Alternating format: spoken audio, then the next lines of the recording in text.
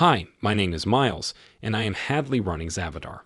Welcome back to the Hadley Running YouTube channel. Today's episode, we are going to cover how and when to adjust your training for warm and humid conditions. With summer and warmer weather fast approaching, this will be a timely topic to explore. So, let's dive in. When we train and do our runs in warm and sometimes warm and humid conditions, a couple of very noticeable things happen. The first is that our body must work harder at every pace we try and run. The second is that we sweat more and thus lose more fluids and electrolytes. These two things causes us to have to make some adjustments to our training.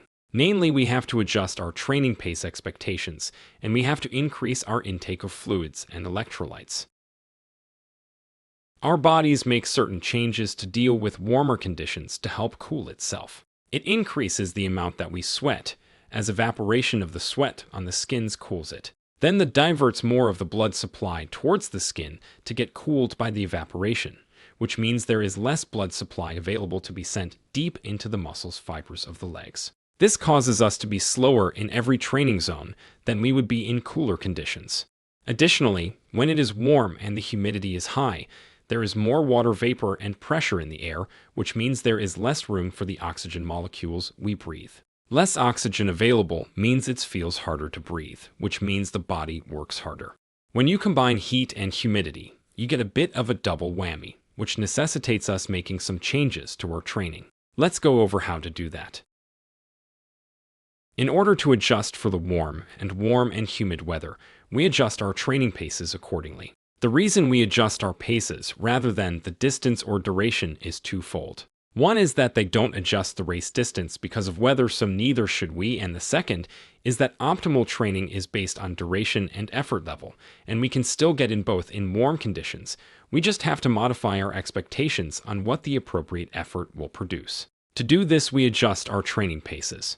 There are major factors we need to consider when determining how much to adjust our training paces. The first is the air temperature. The second is the humidity level relative to the air temperature, which we measure as the dew point. Both can easily be found on any weather app. There are 3 easy steps to adjusting your paces for the summer weather.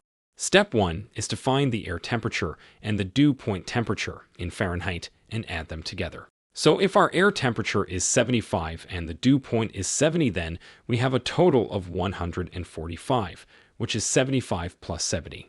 Step 2 is to find your total number of the adjustment chart that I'll show you in a minute to find the percentage adjustment for your paces.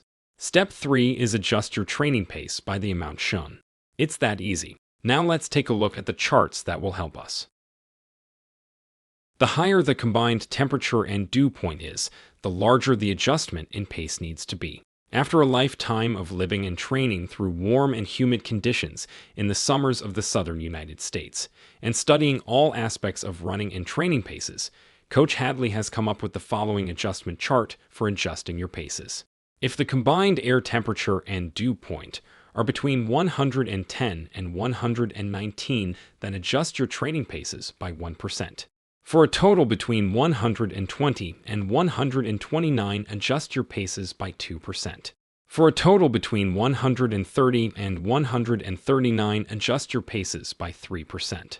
For a total between 140 and 149, adjust your paces by 4.5%. For a total between 150 and 159, adjust your paces by 6%. For a total between 160 and 169, adjust your paces by 8%. For a total of 170 or more, adjust your paces by 10%, but really in those conditions you need to closely evaluate the safety of doing stress workouts outside.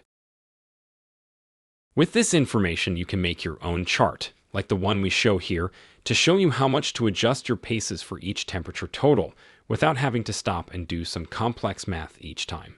As you can see from the example highlighted here, if we wake up one summer morning and head out for our run, and our weather app shows us that the temperature is 75 and the dew point is 70, we can easily add the two together to get 145 and consult our chart. If we had a tempo run planned for that day at 7 flat per mile, we can see on our chart that we should adjust our goal pace by 19 seconds per mile for the weather conditions for a new goal pace of 7:19 per mile.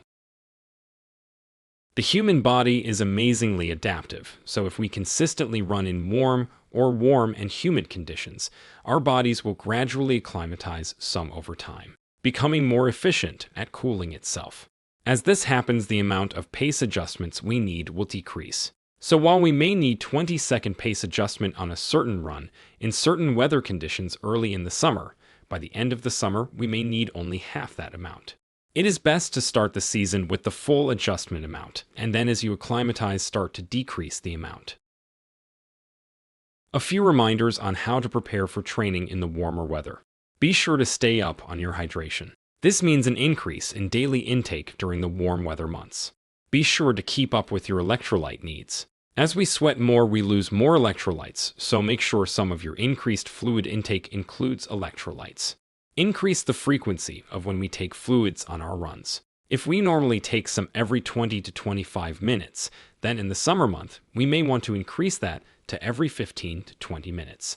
Be careful not to drink too much water or fluids right before you go running, understandably a common mistake during warmer weather. Overdoing it in the 15 to 30 minutes before a run can lead to side stitches during the run.